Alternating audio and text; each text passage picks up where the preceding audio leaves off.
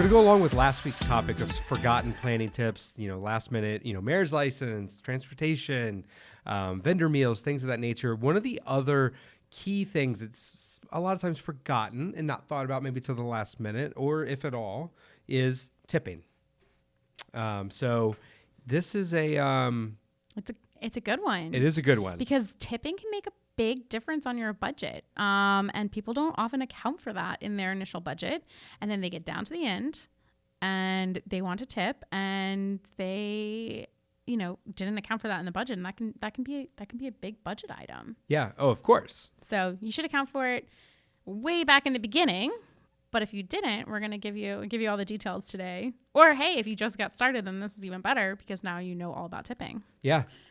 Right? Right. And as far as planning your budget, then that'll be the first thing you're on there. Like, tip. Got it. Nailed it. All right. So first and foremost, who gets tipped? So I will say that nobody has to get tipped, unless it's in their contract, and then they have to get tipped. Tipping is in contracts. Yeah, for like companies like transportation and things like that. Oh, typically okay. Contracts, typically that's already included. But I would say traditionally the people who get tipped are vendors who are providing a service. And then any couples who you feel like went above and beyond. It's Vendors, you mean, not couples? Yeah, that's what I mean. I mean, your vendor could tip your couple, I guess. That's That'd true. be kind of weird. That'd be kind of weird. But they could. Yes. So I said it again. Any vendors that you feel like went above and beyond are the vendors that you're going to want to tip. Okay. When do you tip them? At the end of the service, which is typically on wedding day. Okay. So how much? Depends. It depends. So people like beauty, transportation, that's more of like an expected gratuity because those people are traditionally tipped, if you go to a salon or something like that. Makes sense. And you traditionally tip them 20%. So that would be kind of the industry standard. Yep. And then for your other vendors, it's, can be a percentage or typically it's like a flat fee. So it depends is a very long way of So saying that. to go along with that, so like typically when you go to a restaurant, you would tip 20%. So does that mean you're tipping your caterer 20%? Typically that's included in your catering contract. Yeah. 18 to 20%. It's already included. Typically, you yes. wouldn't need to do that on top unless you felt compelled. Unless you felt compelled. But it depends. I would look at your catering contract and see if that 20% was included in that contract. If it wasn't, then yes, you're typically going to want to tip your caterer on top of that. What if it's a house charge? Then I would ask. I would ask if that goes to the staff. I've seen that. That's why I ask. Yeah. And I mean, you might still tip, your bartenders. Maybe you want to tip your bartenders on top. Or I've had couples, who don't want bartenders putting out like Jars. a jar. So maybe they tip them ahead of time. Maybe the catering manager, the person that you worked with, throughout the whole process, maybe you want to give them a tip, and it doesn't have to be a percentage. Maybe that's more of a flat tip in that instance. Mm-hmm. So it's kind of weird because there's a lot of different people, but yeah. Okay. I would say typically catering is already included, and it's typically 18 to 20%. Do you tip your 18 venue? to 25%. Would you tip your venue?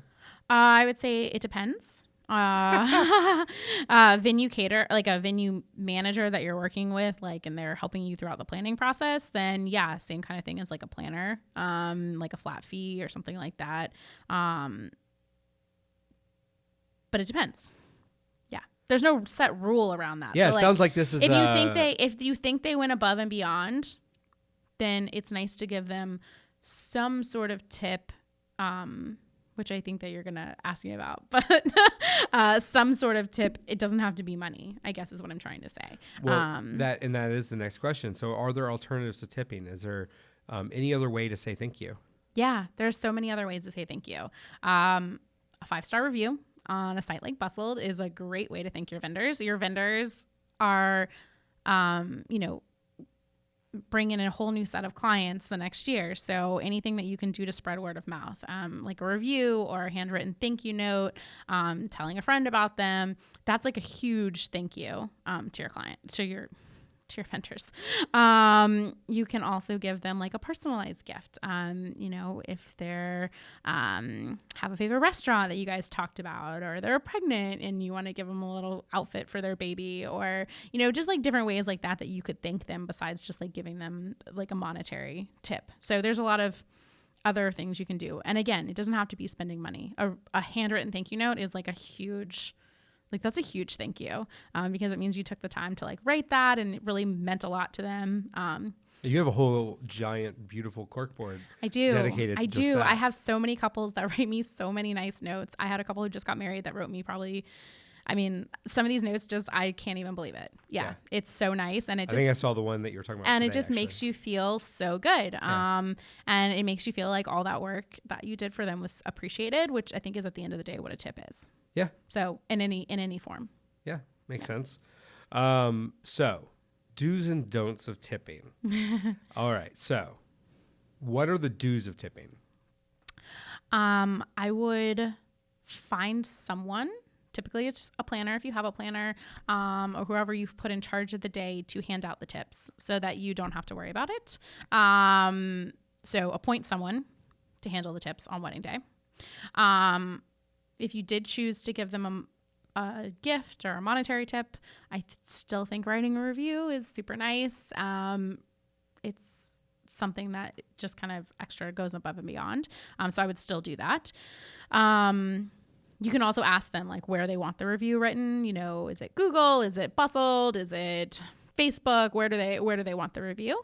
And then, you know, you can always ask too, like who's going to be on site the day of, if you want to tip like the whole team. This could be good in that catering instance. If you have like bartenders, maybe you want to tip the bartenders. You want to make sure you know how many bartenders there are. So just make sure you know who you're tipping and how many people. I've gotten tipped when I was the assistant planning weddings, and it is awesome. Makes you feel good. It makes you feel good. Yeah, a handwritten thank you or just anything. I think anyway. The fact that they even knew what my name was actually made me feel good. Yeah, exactly. Like it wasn't about the money. It was like, oh wow, they not only appreciated the person planning, but they appreciated the assistant. Wow, that's so cool. So I think if your vendor has done a great job for you and gone above and beyond in some way of thanking them is always nice. I mean, that's just good in real life too. Yeah, not just weddings. Not just weddings. If someone goes above and beyond, it's always nice to thank them. So what are some of the don'ts of tipping? Don't feel obligated. That's the first one. Don't feel obligated to tip in any, don't feel obligated at all. If they didn't do a good job and you don't want to tip them, then don't feel obligated. Which hopefully is not the case, but don't feel obligated that you have to give them, a dollar amount or, anything like that, or think that they're expecting it. So just overall, don't feel obligated. I would say don't forget to check your contracts. I've had couples who, have been like, oh, I need to tip the caterer. And it's like, whoa, that's already included. If you want to tip them, of course you can, but maybe you don't want to tip them 40%. Right. So check your contract and see if tips already included. And I would also caution couples to be careful about leaving a bad review without checking in with the vendor first and at least addressing the issues. Yeah. Especially there are vendors out there who have things in their contracts about reviews. So make sure you review that. And honestly, it's best to take these conversations offline first and see if it's something you guys can work through together before you go and leave a bad review. And that's what I was going to say. I mean, if the vendor has done something that you didn't like that compelled you to write a bad review, you should absolutely voice that, and you deserve to be heard. For sure. However, you should do that with them over the phone, in person, what have you, and kind of come to some sort of resolution before you go and write a bad review. And that may be the resolution. It may be. But these reviews do matter. Yeah. They really, really do. So, rather than even jumping to conclusions too, it's good to this is not just even with weddings. This is true of everything. Like, it's always good to take that empathetic viewpoint and think about the other person on the other side of the table, and also them as well, understanding where you're coming from. It's just, simple communication. Like, it really, really matters. Yeah. And I think you chose this person for a reason. So you guys That's have a relationship. I think it's only fair to kind of voice your opinion to them first, and and say like, these are the issues I'm having. Hear their point of view. You still may end up writing the bad review, but at least you know where they stand. Exactly. And they know where you stand. It's not like a total like shock. Whoa. Yeah. Exactly. No, I think that's good advice.